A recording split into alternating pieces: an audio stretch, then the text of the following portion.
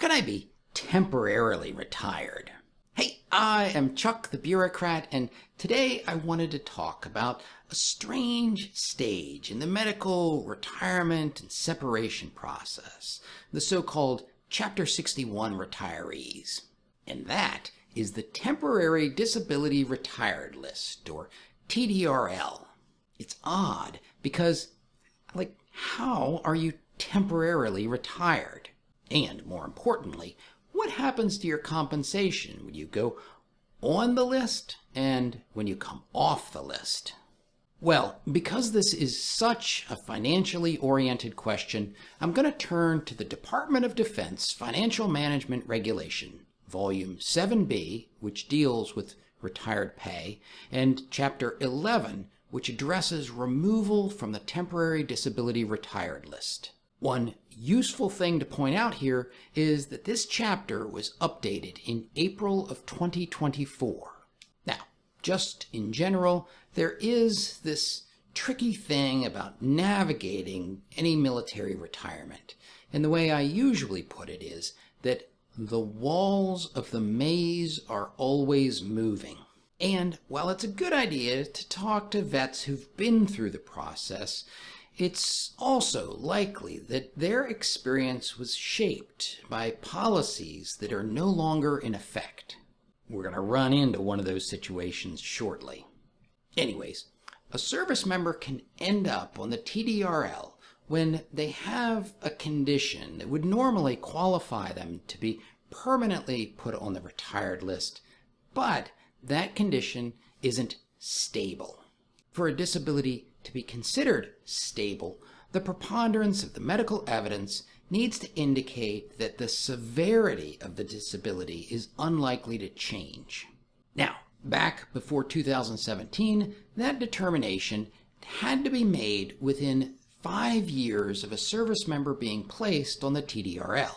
But beginning with service members placed on that list in 2017, the window was shrunk to 3 years to do periodic reexaminations, suspension of retired pay, and prompt removal from the TDRL. See, policy changed how long you can be on the list. Now, I'm not going to do a review of all the circumstances that can land a person on the TDRL, and I'm not going to talk about how the compensation is calculated because both of those are topics of other videos. Instead, I'm going to focus on the requirements that the service member faces while they're on the TDRL. And I should make the point that these are really requirements of the service secretaries. These are things that the Department of Defense requires the Army or the Navy or etc. to do to the service member. And so the service member is just going to experience their service's compliance with these rules.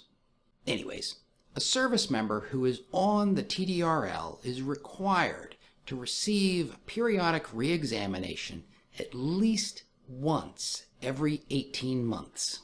And the whole purpose of that exam is to make a determination if there has been a change in the condition that landed the service member on the TDRL in the first place. Ultimately, the service secretary or their designee has to make a determination about the physical disability in question. They have to make a determination of whether or not the disability still exists and whether or not the condition is permanent and stable. The service can make that determination either after one of those periodic reexaminations, but no later than 3 years after the service member was placed on the TDRL. Essentially, at some point in that 3-year window, the service has to make a determination that either the service member is fit for duty or their disability is permanent and stable. And the FMR identifies 6 possible outcomes that they summarize on this table. Rules 1, 2, and 3 deal with a disability that has become permanent and stable. And rules 4, 5, and 6 deal with a service member who is fit to return to duty. Now, the simple thing about Rules 1, 2, and 3 is that they really just run the service member through that flow chart that we discussed at the beginning. If the service member has 20 years of service or a disability rating of 30% or higher, they get medically retired. If they have fewer than 20 years of service and their disability rating is 10% or 20%, they get medically separated.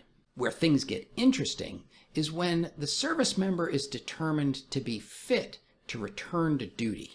And maybe the most interesting thing here is that the service member actually gets a choice, although they might not really be great choices. The service member can just go back on active duty, or they can resume their status in the reserve components. If they do that, then their TDRL compensation ends on the day they make the switch, and their new compensation is just based on their new status. But the service member can also decline to return to duty. In that case, one of two things is going to happen, and they're pretty obvious.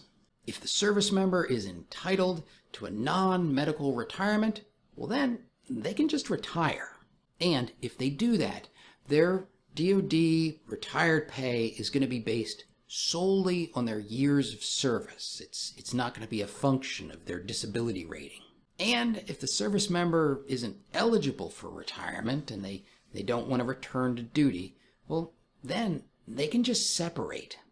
But if they do that, they are not going to get disability separation pay. In fact, they're only going to get what they would have gotten if they hadn't gone through the disability evaluation system in the first place. And now, by this point, you can probably tell that the temporary disability retired list has been a topic of policy discussion since it was first created back in 1948, and that it continues to evolve as a result of these discussions. One of the reasons for these changes is the fine-tuning of the balance between the goals of protecting the service members and also protecting the government from disability severity ratings that change over time. That's a topic for another day, but let me say this. About half of all service members who are placed on the TDRL ultimately are removed with a disability rating that is exactly the same as when they were placed on the list. About 35% have their disability rating reduced or are determined to be fit for duty. And the remaining 15% find themselves with a higher disability rating. And now, if you're interested in how the compensation for Chapter 61 retirees is calculated, watch this video.